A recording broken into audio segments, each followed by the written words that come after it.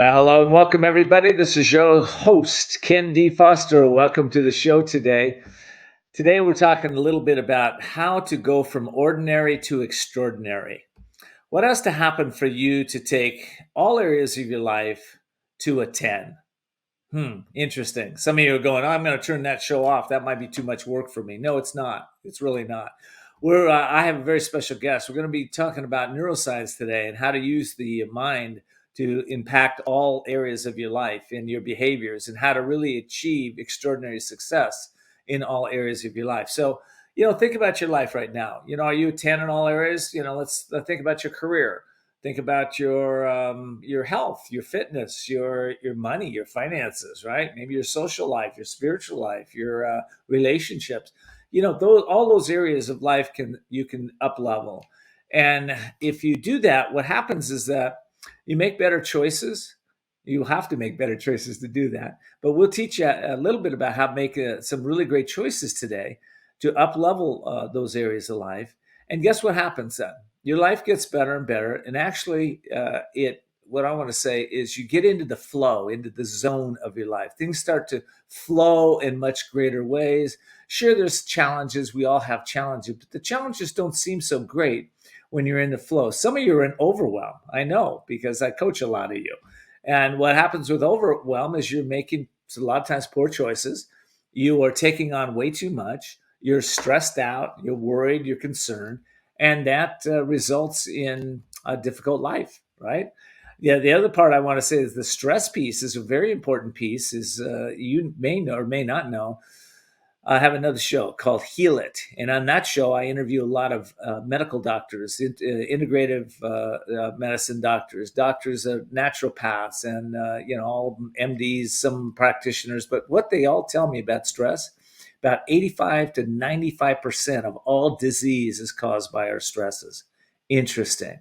So if you can learn how to operate that brain in a different way, then guess what? You can reduce your stress. You can increase your power to make great choices. You can have more peace, more joy, more happiness in life. Who wouldn't want that? All right. Well, hopefully I've encouraged you to stay tuned and get some notes and pass this show on to people that you love, right? Because just after the break, I'm going to introduce my guest. We're going to be talking about how you can up-level those areas of your life.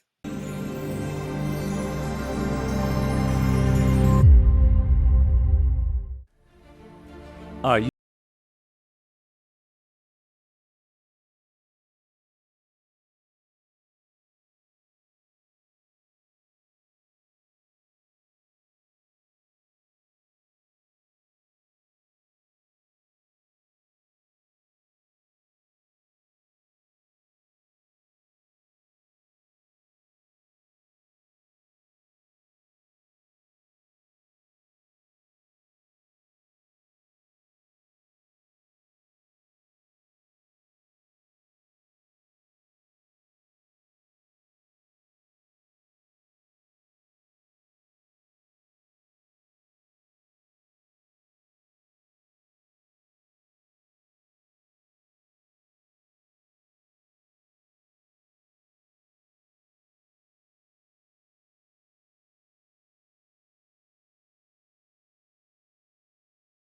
Lack of mobility, your lifestyle, or occupation. You sit inactively way too many hours a day. Introducing Ellipse, the premium quality automatic seated exerciser that strengthens legs, increases mobility, and boosts circulation without physical strain or impact. It is so quiet that none of my coworkers even know I'm using it. Strengthen and tone your legs. Increase your mobility, flexibility, and balance. Plus, stimulate healthy circulation. My joints feel better, my knees feel better, my back feels better. It makes me feel stronger too. Perfect for home therapy. Whisper quiet to use while you work. My circulation is moving, I'm burning calories, and it makes me feel energetic. Call now and order Ellipse, the seated exerciser that strengthens legs, increases mobility, and boosts circulation. Call and get upgraded to the Deluxe Bundle. Get the faster motor or 5 miles of steps per hour, the step counter, the sport mat, and wireless remote. Call now.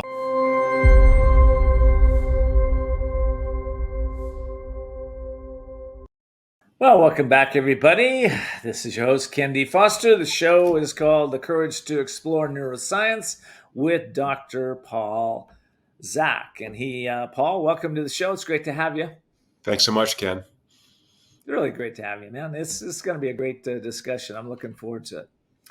So, for those of you that don't know Dr. Paul, he is a university professor at Claremont Graduate University and is in the top 0.3% of the most cited scientists. Paul's 2 decades of research extending the boundaries of behavioral neuroscience has taken him from Pentagon to Fortune 500 companies to boardrooms to the rainforest of New Guinea. He's a regular TEDx speaker. He has appeared, or TED speaker, sorry. He's appeared on Good Morning America, Dr. Phil, Fox and Friends, ABC News, and his work has been reported in the New York Times, Wall Street Journal, USA Today, Economist, Scientific America, Fast Company, Forbes, and many others. Right now, he's got a new book out. It's called Immersion, the Science of the Extraordinary, and the Source of Happiness. Wow. All up my alley here. I love this. Love your new book title. That's great, Paul. Yeah, we don't want boring experiences, right? And we have so many that are either boring or frustrating or mundane. So how do we create extraordinary experiences? That's the work I did over the last 15 years. Let's jump right in.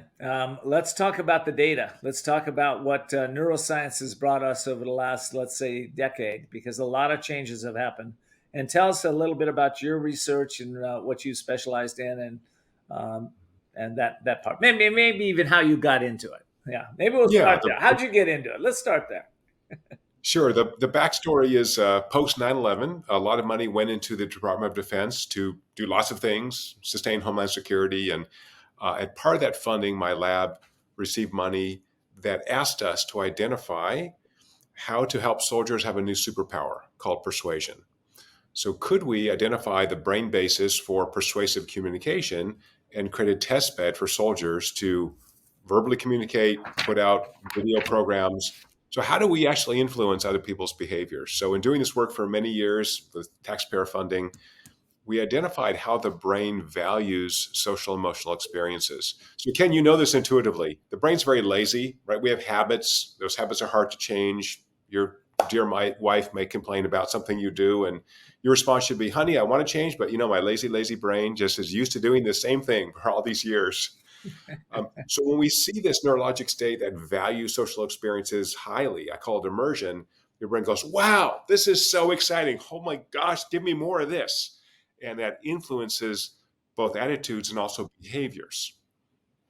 Well, that's really good. And when I have a very persistent wife. So when my behaviors are not exactly right, she won't just tell me one time. She'll tell me many times until, it's kind of aversion therapy.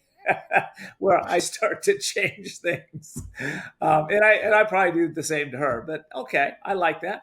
And what have we learned about persuasion? Let's start there. What have we learned about persuasion and how the mind works and how people can influence their own persuasion on their habits and or the habits of others? Yeah. So first, kind of level set. As social creatures, we're constantly trying to persuade other people. That's what we do. So my view is we ought to do it as well as possible. So we created technology that lets us measure neurologic immersion in real time and ask, is this communication or is this experience, is this restaurant experience, is it giving me enough value in my brain that I'll enjoy it, but I want to do it again? So it's very practical from a business perspective. Businesses want to create extraordinary experiences for customers because you create loyal customers and return customers. That's wonderful. But customers also want that, right? I used to give the example of going to the Department of Motor Vehicles. I had to renew my license recently, and it was a perfect experience. They checked me in, they were early. I'm like, okay, well, I can't complain about the DMV anymore. They're great. But we have a technology that lets us pull this data from smartwatches and fitness wearables, use algorithms in the cloud, and watch this data in real time so that organizations and individuals can learn how to make experiences extraordinary. So, okay, persuasion. How do we do it? The most effective way to persuade someone is to tell a story. Looking at hundreds and thousands of different communications with data, neurologic data. If I have a story, that is, I introduce characters, put them in some kind of setting, generate a crisis, and have those characters resolve that crisis, that's a narrative arc, that sustains neurologic immersion, and my brain expends all this energy going, oh, holy crap, this is really interesting. I should probably do this thing. Interesting. Well, this whole science is fascinating. I had a client the other day that said to me, if it's not fun, I just don't do it. And I thought, but this is a person that's very scattered, right? She's chasing fun, so she's chasing that oxytocin, that feel good chemicals that are released in our brain, and it's creating a lot of challenges for her, right? So I can see how we want our customers to have a good experience. That's good. What happens when it gets out of balance like that, where somebody's just chasing fun all the time? They want the endorphins and oxytocin to go in their system and feel real good about everything.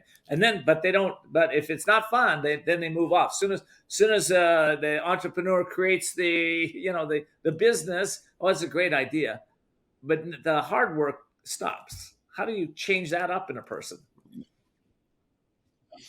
Yeah, it's hard. So again, there's sort of two key components that create social emotional value for us are associated with dopamine. That means I've got to be present. I got to be here, right? If I'm distracted doing something else, I'm not going to have a great experience talking to you.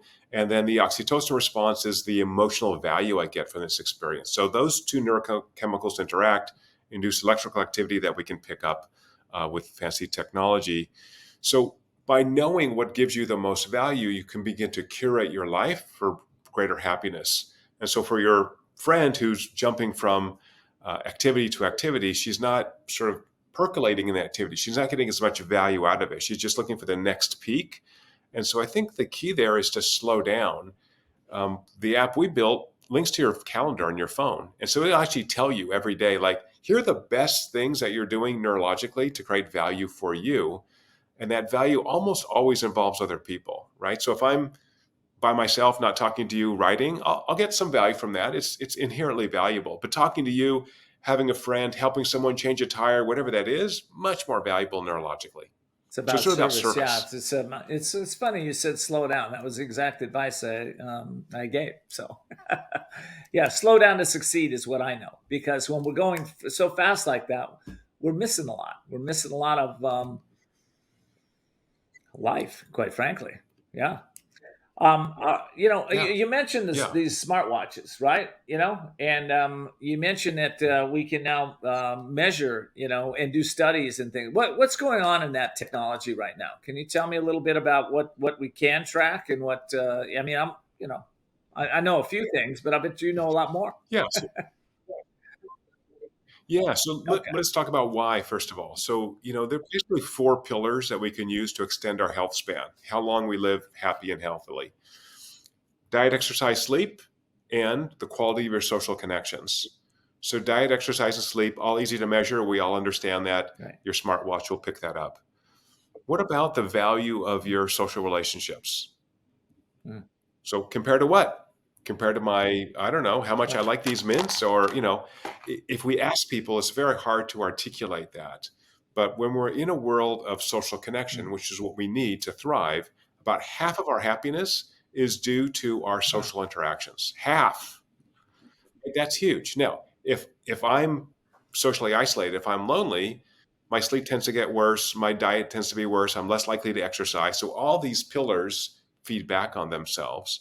So what we've created is a technology that lets you get that objective information on who I should be around, what I should be doing to create as much value for me. And then the paradox of this, and that's why I love the name of your show, you have to have the courage to get outside yourself. So if I want to build strong social connections, I need to invest in those relationships. Yeah. So even if I'm the most selfish person ever, I just want to live longer, I've actually got to be a good social friend, colleague, family member. I've got to help other people, because otherwise they won't invest back in the relationship with me. And I'll just mention that courage piece. Courage is like a muscle. We got to develop that muscle, right? And a lot of people have undeveloped courage. But, courage, I want people to think of is not a word. It's really it's a power. It's a force. It's an energy that we have within us. And then when we tap into that energy, we can go and do what Paul just said, go out and create social relationships, go get a smartwatch so you can start tracking yourself and know what you're doing. Find Paul's app, what we're going to talk about in just a minute, so that you can increase the excellence in your life. So listen, Paul, I got to take a quick break. When we come back, let's talk about your app, but I also want to touch a little deeper on what does excellence mean, and what it doesn't mean everything same thing to everybody, and what does it mean to you, and how can our listeners step their lives up a little bit to get into that excellence energy vibration. We'll be right back.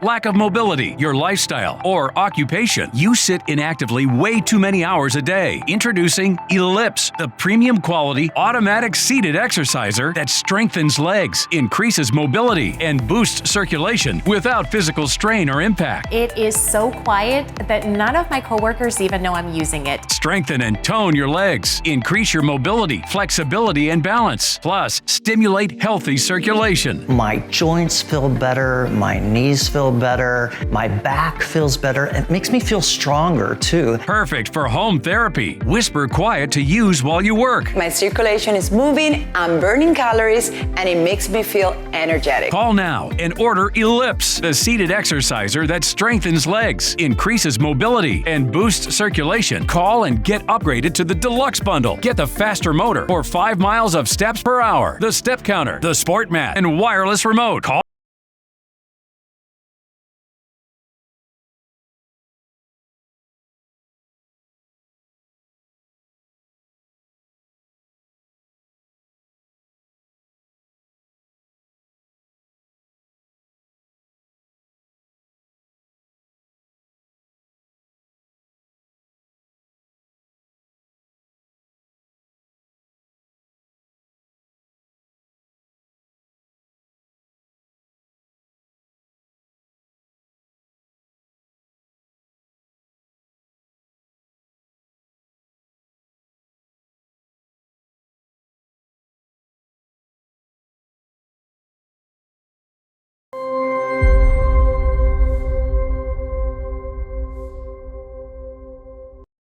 Welcome back, everybody. This is your host, KenD Foster. I'm talking to Dr. Paul J. Zak, and we're talking a little bit about the neuroscience and also how to step into a life of excellence.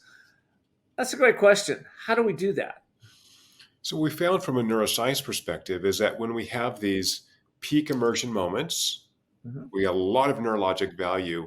We are building up our emotional fitness. We're actually stronger as human beings, right? We can take those inevitable hits that the world is going to send our way. And again, that means really investing in activities and relationships that create that value for us. So by finding what those are, we are building up our own emotional fitness. But again, it's really of service to others. So should I be volunteering at my kid's school? Should I be helping clear the trails I hike? Or should I be helping my kids do their homework? That's a question that's now answerable because we have a technology to measure exactly what gives your brain the most value. Does this apply to organization? I started out with people first because people make up organizations, but how do you apply this type of technology in an organization? So I'm really concerned about people. I'm a behavioral neuroscientist. I'm really trying to understand what the people do. And if you've looked, Ken, every continent now is shrinking in terms of people, except for Africa, and Africa will top out maybe in the next 10 or 15 years. So we're actually running out of people. So I think for businesses, for governments, everybody, we've got to really keep the people who are working satisfied and reaching that level of excellence so they can really get the satisfaction of doing something of service to others, right? All organizations are in the service business, ultimately. And so, yeah, we have organizations using our technology to create better employee experiences so that those employees get the benefit of really doing something excellent. That is providing customer service, or if you're not customer facing, doing the back end, doing the accounting, and really knowing what you love doing. That's very interesting. I'm kind of stuck in my head on what you said about the population leveling off. Is that except for Africa? That's something I don't know. And I'm wondering, that impacts a lot of different areas of our life if we're not growing a population. I mean, what do you think about that? I mean, what's your hit on that from a scientist point of view? Yeah, I think, the robots and AI are going to help out, right? They're going to pick up some of those tasks that are rote that we have people doing now. But, I just had some work done in my house, and a guy had to come fix the windows. That's not going to be automated yet. So we're still going to have these tasks that we need humans to do. So I think it's going to be this mix where we've got to really support those people who are working and creating value. We know that much of our life satisfaction, again, comes from work, much more than recreation. This is maybe another weird finding for people. But if you look at where people get satisfaction in their life, often it's at work. Because at work, we have goals, we have things we want to do, and we can accomplish those goals and feel good that I did something important. Or if I'm recreating, I spent a day on the boat on the lake with my friends and had some beers, and yeah, it's fun. But I didn't have a goal. I didn't have to work hard. So, having that goal, that focus is really important. So I talked about the 4 pillars that extend health span. There's a 5th we can talk about, which is purpose. Like, what's the purpose of your life? Why are you actually doing any of this stuff? So people have a great sense of purpose, also have more emotional fitness, sleep better, exercise. So I happen to live in one of the only blue zones in the United States, Loma Linda. These are places where people regularly live past 100.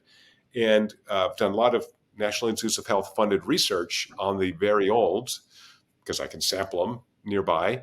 And they are generally in helping professions. They have a great sense of purpose. They have religious faith. They're active in their communities. So all these things actually add to our quality of life and therefore extend our health span. Yeah, it's interesting. You brought there was a book written about the blue zones, and they're now finding other blue zones. And I think one of the pieces that the book kind of left out was because it kind of focused a lot on diet and and exercise, but I think they left out what you just talked about. They didn't really go on how the real importance of the social aspect. They touched on it, but that seems to be, like you just said, maybe 50% of our health and our vitality is based on relationship. And that doesn't surprise me at all. I think most people are surprised. So you're better read than most people. When I say that, usually people go, "Oh, well, I walk every day." And I'm like, "Yeah, but do you talk to people?" So little things people can do.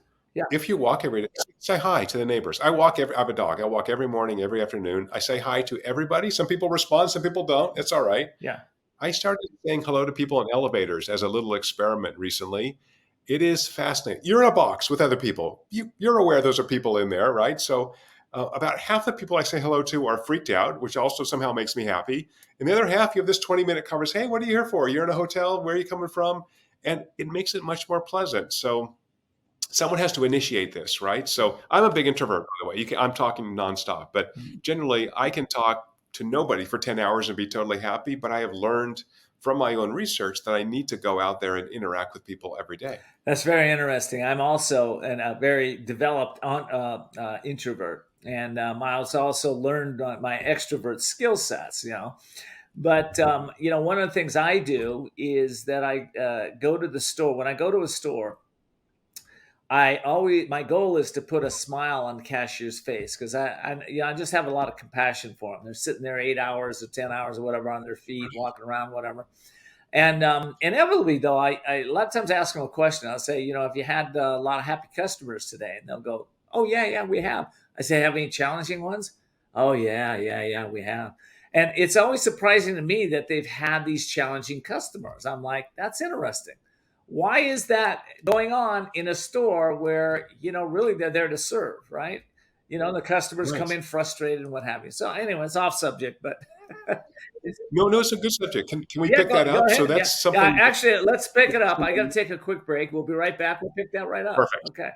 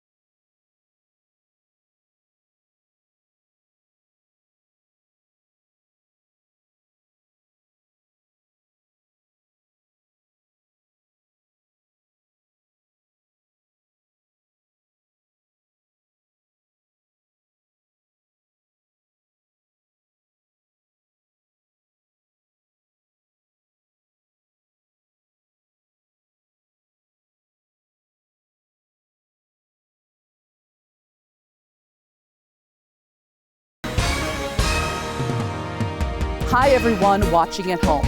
We're here to remind you that if you or someone you know were injured in an accident that was not your fault, listen up. We have live agents available right now to answer your questions and tell you how much your case is potentially worth. Hi, I'm Gina Bellich, here with spokesman and TV personality Tom Mustin with us in the Help Center. So Tom, phones are really busy over there. Tell us what kind of calls you're seeing. Well, Gina, first off, thank you for having me here in the call center with you. We always enjoy talking to the viewers and getting folks the compensation that they deserve. We're seeing calls about all kinds of accidents, but the most common by far has been car accidents. So if you or someone you know were injured in an accident that was not your fault, give us a call right now. You'll speak with a live person. They'll answer any questions you have and tell you if you have a case and how much your case is potentially worth. Thanks, Tom. All right, folks at home, you heard it. Take advantage of this opportunity and call now. Hi, folks. Joe Namath here. Did you know that I wear hearing aids? I love my hearing aids, and I am here to help you get a deal on the same brand I wear. Don't waste thousands on expensive hearing aids when you can get MD Hearing's revolutionary Neo hearing aids for just $297 a pair. The Neo is a true hearing aid, not an amplifier. With rechargeable technology many customers say is superior to more expensive models. And you can get 2 Neo hearing aids with a 45-day risk-free trial, free shipping, and free lifetime US-based support for only $297. The Neo is nearly invisible with its tiny in-the-ear canal design. Call my friends at MD Hearing and get the over-the-counter hearing aids that I use for you. Call now and get not 1 but 2 Neo hearing aids for just $297. 800-789-7885. Again, that's 800-789-7885. Are you ready?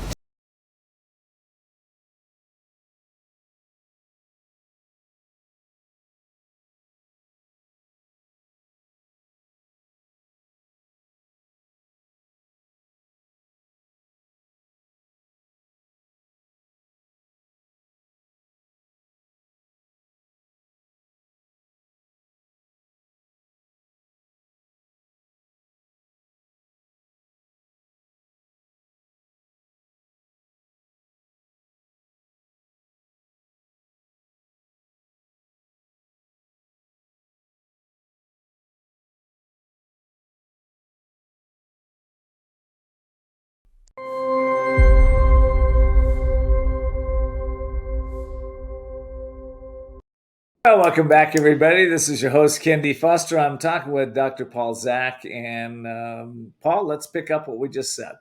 Talked about the store connecting. Yeah. Right. So why do we see bad behavior? So most of my research has focused on why people are ever good. If no one's watching, why don't you just steal stuff? We see a lot of good behavior, helping behaviors. And as you know, my lab was the first to show that this core signal that motivates good behavior in the brain is oxytocin, that motivates helping behaviors, increases our empathy, makes us kinder to others. And so the natural question is, when you have this neurochemical indicator, what inhibits it? What promotes it? So I've done work with criminal psychopaths. As you mentioned, I've done field work in Papua New Guinea and indigenous people to look at their underlying neurologic factors. We find across all these studies is that about 95% of the people we've tested, thousands of thousands, these are doing blood draws, measuring neurochemicals, are people with an intact connection oxytocin system. And when they behave badly, it's good people having a bad day. So who are these good people having a bad day?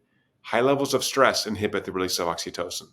And we know this intuitively, right? You're not your nicest self when you're stressed out, but it also is when you haven't slept, when you haven't eaten. From a brain perspective, that's a physiologic stressor. You're like, oh, I'm fine. I've been up 4 hours of sleep. I can do it. No, you're a little disinhibited. You're not quite as nice generally.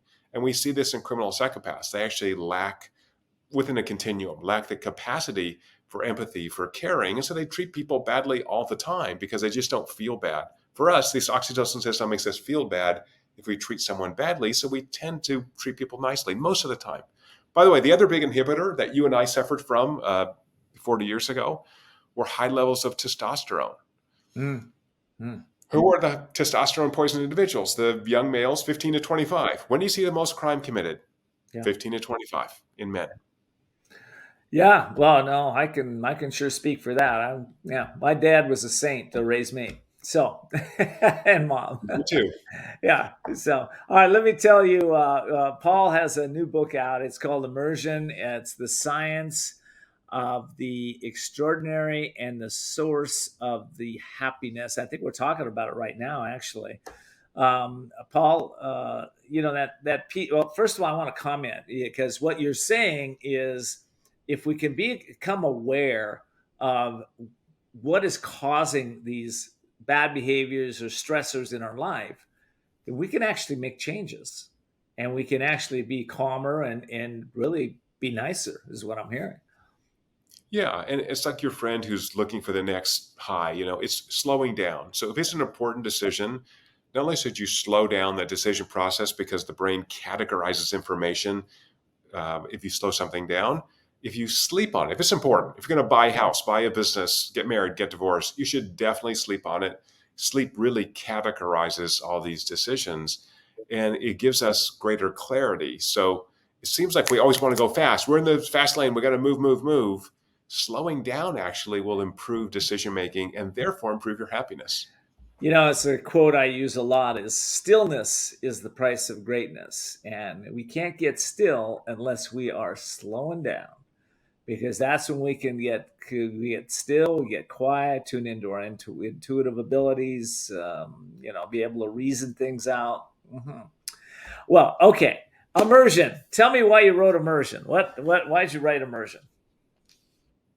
Yeah, for two reasons. One is I think for individuals to know how they can curate their lives for great happiness, to help businesses do that. So I think businesses have almost a sacred duty to create these extraordinary experiences, not only to, again, increase profits, which it does, but to create amazing experiences that train our brains to be more present and more emotionally open. When we have these extraordinary experiences, we actually become better human beings. It induces neuroplasticity in the brain so that we're nicer parents, we're nicer spouses, we're better neighbors. And so imagine how that happens, right? You go in like me at the DMV. Great experience. And I was joking with everybody. I had such a good time. Well, I'm having a great day. I'm nicer to the next person I see. I'm nicer to my wife because I've had that great day. So when we can create these extraordinary experiences, we're really improving society, number one. Number two, for consumers, you should be aware of what businesses are doing that kind of hook you into these extraordinary experiences, right? Now, we would like to, if I'm going to dinner, I want to have a great experience. I want to have a great waiter who wants to be there, who's open to what I need and will give me suggestions and be friendly. I don't want someone who's dour and sad and unhappy, right? Ruins the experience. But I think there's a whole chapter on the ethics of persuasion. So if we're going to persuade people to do something, we at least should know about it. We can't coerce people. Well, it's interesting because what you're really talking about too, from my point of view, is personal responsibility, taking responsibility for the experiences that are showing up in your life, and take that experience at the restaurant. Have you ever been at a table where somebody's complaining to the waiter about this and that? And how does a waiter respond?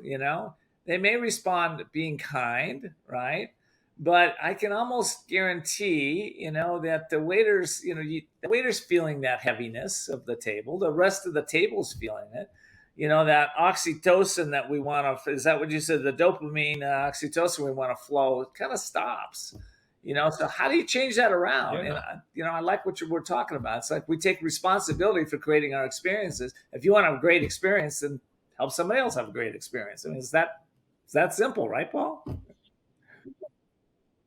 It is. I mean, you might need different friends. You might need different friends. Yes, that's the first thing.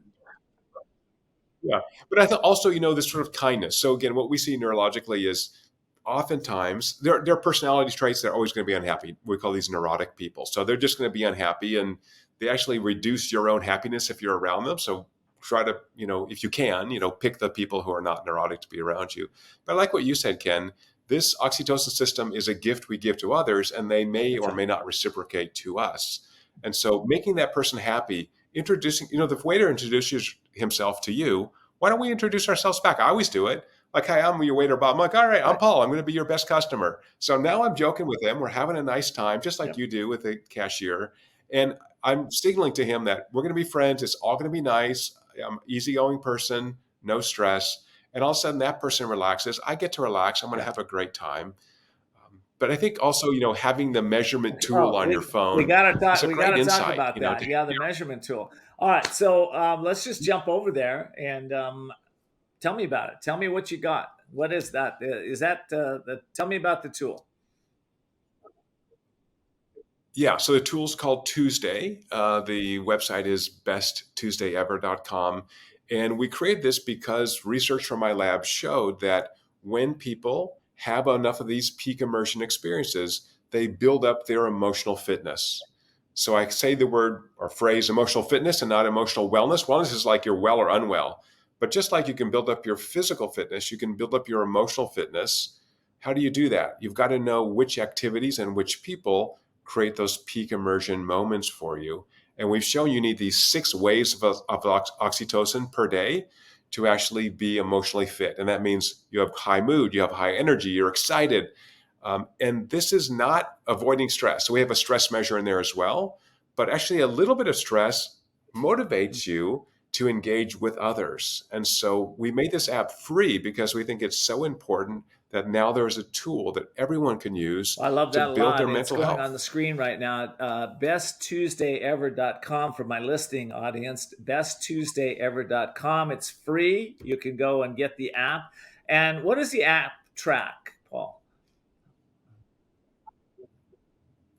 So it's tracking this interaction, the neuroelectrical interaction of dopamine and oxytocin, what you value second by second in your life. And if you know what you value and it links to your calendar, you'll know what you should do to be happier, right? So I think having that insight, just saying, well, be happier or be healthier or don't be depressed. That doesn't one help of anybody. the practices that somebody came on my show and said, if you just hug somebody for 20 seconds, it'll release the oxytocin in your system. So I've been practicing that the last couple of weeks with my wife. We just hugged for 20 seconds, right? And, it's not that we didn't hug before, but we're consciously doing that. And have to tell you that, it's just that 20 seconds is awesome, but everything has kind of shifted. It's gotten a little better for us in our life. It's kind of weird. But just that little, isn't that weird? Yeah. It is weird. So that's based on my research I did about 15 years ago, showing that touch releases oxytocin. I'm kind of famous. I give this TED Talk in 2011. People can find it later, in which at the end I hug a guy randomly in the audience, and the audience explodes. Everyone starts hugging each other. You don't need 20 seconds. A couple seconds is just enough. 20 seconds, if it's someone you know well, of course, is great. And so what does oxytocin do? increases our empathy. So now we're better social interactors, we're better social creatures, reduces physiologic stress, and improves the functioning of the immune system. Win, win, win. Now you can see why social connections are so valuable. So, to extending by the our way, health you know, span. we had the book up there a minute ago. Maybe we can get it back up. But tell me where people can get your book. Anywhere books are sold, Amazon, And you know, if somebody's reading the book, you can Paul, what order it do you anywhere. think they'll walk away with?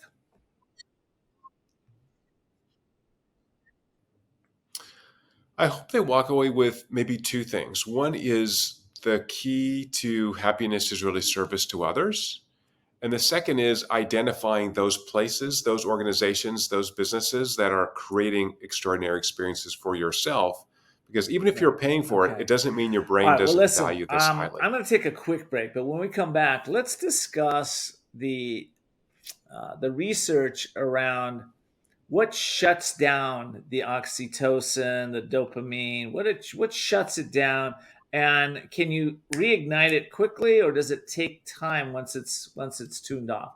So we'll be right back, and we will discuss that when we get back from the break.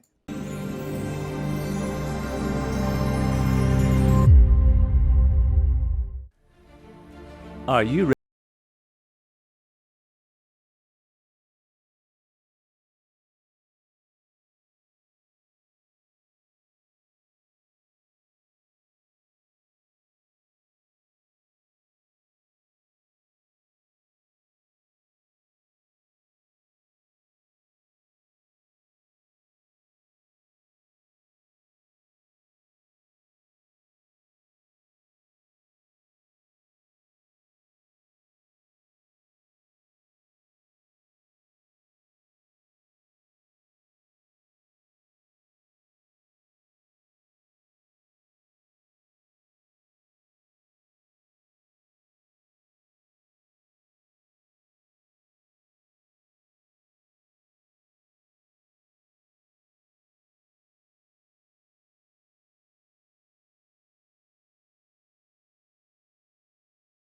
Of mobility, your lifestyle, or occupation, you sit inactively way too many hours a day. Introducing Ellipse, the premium quality automatic seated exerciser that strengthens legs, increases mobility, and boosts circulation without physical strain or impact. It is so quiet that none of my coworkers even know I'm using it. Strengthen and tone your legs, increase your mobility, flexibility, and balance. Plus, stimulate healthy circulation. My joints feel better, my knees feel better, my back feels better. It makes me feel stronger too. Perfect for home therapy. Whisper quiet to use while you work. My circulation is moving, I'm burning calories, and it makes me feel energetic. Call now and order Ellipse, the seated exerciser that strengthens legs, increases mobility, and boosts circulation. Call and get upgraded to the deluxe bundle. Get the faster motor or 5 miles of steps per hour, the step counter, the sport mat, and wireless remote. Call now. Imagine this is your money and someone wants to take it from you. Who is it? The IRS. Guess what? They want your money and they can take it, all of it if they want. Remember, they sent you that letter right over here that said, hey, you owe us a bunch of cash and we're going to take it from you right now. So what do? You fight back by letting our team of experts work it out with the IRS so you can keep your money. And hey, we're good at what we do. When you hire us, you get a team of guys on your side that know the IRS laws, and we'll fight really hard to save your money. So, if you owe the IRS a ton of cash and you want to keep it, call right now and learn for free how we can help you put it back in your pocket. 5 minutes of your time right now can save you thousands of dollars. And the best part, it's a free call, so please call right now.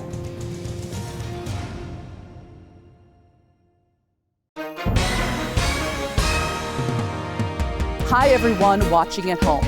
We're here to remind you that if you or someone you know were injured in an accident that was not your fault, listen up.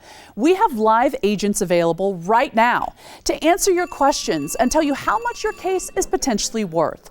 Hi, I'm Gina Bellich, here with spokesman and TV personality Tom Mustin with us in the Help Center. So Tom, phones are really busy over there. Tell us what kind of calls you're seeing. Well, Gina, first off, thank you for having me here in the call center with you. We always enjoy talking to the viewers and getting folks the compensation that they deserve.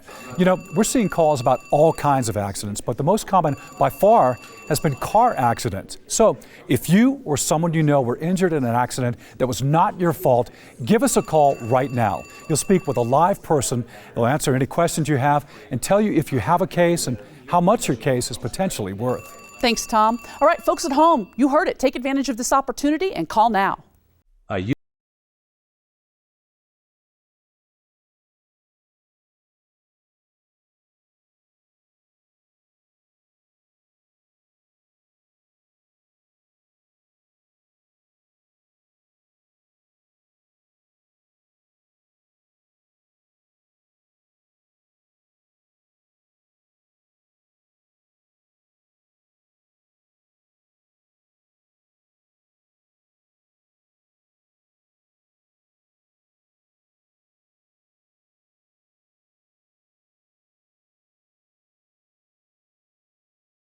World's #1 talk health radio and podcast platform.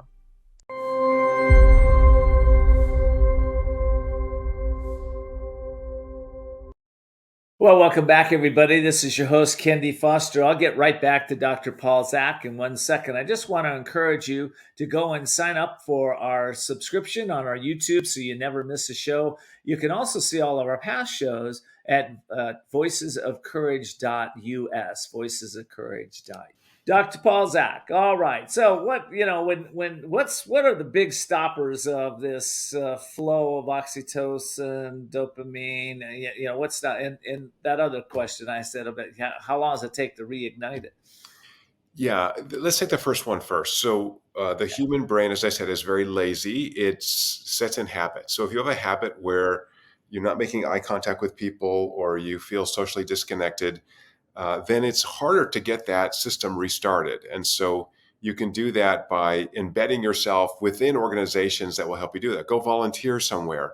Go someplace where you have to help people so that you're forced to have those interactions. So the brain is very plastic, is the technical word. It means it evolves very rapidly. So if I put you in an environment where you need to be more social, the system will restart for most people. So the exceptions are people who have suffered extraordinary trauma. Some of the times these systems are shut down.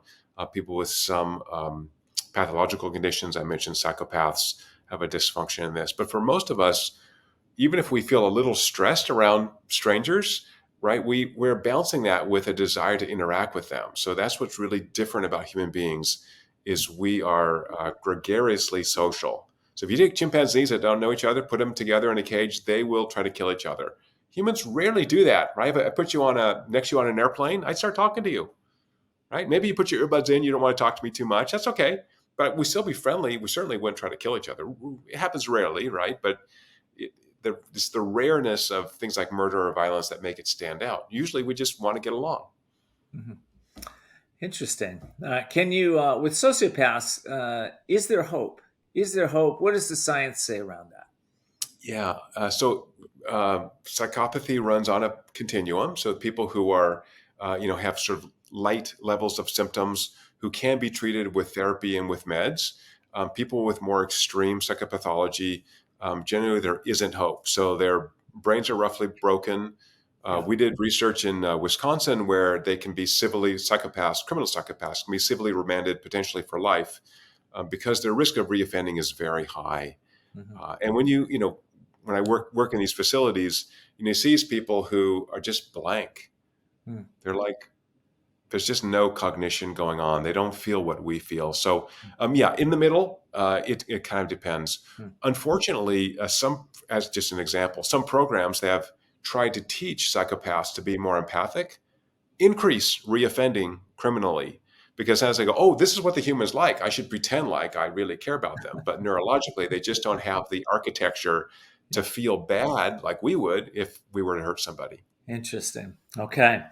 Well, you earlier on you mentioned neurotics. How do you define a neurotic individual? There's someone who by personality is just worried all the time. So they're just unhappy about everything in life. And there's some kind of underlying genetic components to that. And so for people who complain, sometimes they're in our families, aunt or a grandmother or something who just likes to complain all the time. But it is unpleasant. So again, what the literature shows is that our happiness depends on the 5 or 6 people we're closest to. So if I'm around a couple of people who are neurotic, unhappy, complaining, I can't help but absorb that, right? And so that's why I said, try to pick kind of who you're around. I always say your environment is a little stronger than your willpower sometimes. So pick, like Paul says, if your environment is including people that are complainers, worriers, people that are putting you down, it may be time to switch that up. Yeah. I think of people who you invest in each other, so my kids are now young adults out of the house, and I've really invested in my friend relationships. Yeah.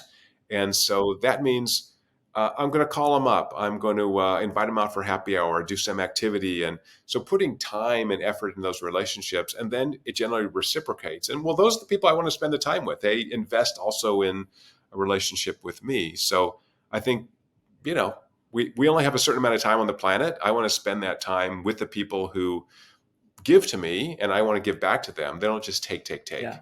No, I really get that. Now, that piece you mentioned several times on the show, that service piece, where if you're somebody out there and you're not feeling great, go find somebody else that's feeling worse than you and help them. That's what I tell people. It's like, just get out there. No, don't sit at home and worry about what you can't control. Go out and do something that you can control. Yeah, and also, by the way, the oxytocin response doesn't have to be touch necessarily. It can be a phone call. Oh. When it's like our age, Ken, when you get old enough, even as a guy, I can call my guy friends and go, I love you, buddy, man, you're the best. And like, it feels so good when you have someone not in your family who says they love you and they mean it. Like, what's better than that? So feel free to say that. It's okay, right? Or if it's a friend, they know it's not weird. If you're over 15 and you tell someone you love them, it's not weird. You're a friend. They know it. Yeah. They know what that That's it's cultural here in the United States. In other countries, men hug and women hug, and everybody tells each other they love each other. It's kind of a weird cultural thing we developed. Let me ask you this: we're talking about excellence, right? Okay, and we just have a few more minutes left. 3 top ways that people can step into excellence in their own personal life. What are the 3 most important ways that you can do that? One is to really identify your personal purpose, right? So what do I do besides work and family? What am I doing on the planet that makes me feel like a valuable human being, and lean into that purpose? So when people can find their purpose or mission in life, their life satisfaction really increases. They become happier. They're nicer to be around. So find that sense of purpose. The second is you've got to really focus on sleep, exercise, and diet for sure, right? Those are just table stakes.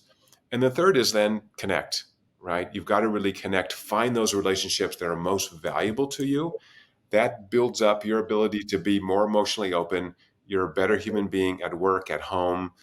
People want to be around you. So one of the odd things in life is that, if we want people to be around us, we have to kind of know who we are, right? Like in dating, if you're not needy, you're really attractive. If you know why you're on the planet, if you're well rested, well fed, exercised, and you want to give to others, who doesn't want to be around? Listen, I got about a minute left.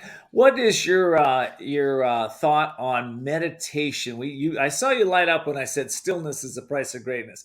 What does the science say around meditation? Right. Again, we only got a minute or so. What do you got there? We've done a lot of research on meditation. A couple key takeaways. Certainly great to reduce stress for sure. If you do it in a group, it's more effective than if you do it alone. How about that? Which is interesting. And if you have a great teacher, a meditation guru, it actually, from a neurologic perspective, improves it. But you can get that same interaction with friends if you're quiet and still. If you're doing activities like walking meditation, I think is wonderful. Something that was powerful. Thank you for that. Dr. Paul Zak, What a brilliant show. Thank you so much for being here. I really appreciate it. And I'd love to invite you to come back sometime. What a pleasure, Ken. Thanks so much. All righty. And for all of you, I'd like to thank you for listening to this show. And this show is all about you. It's about you stepping into that place of living more joyfully, more productive, and having those connections that you and I always long for, the ones that really uplift us, as Dr. Paul Zak was talking about today. So until next time, continue to see the unseeable and know the unknowable, and then do the impossible.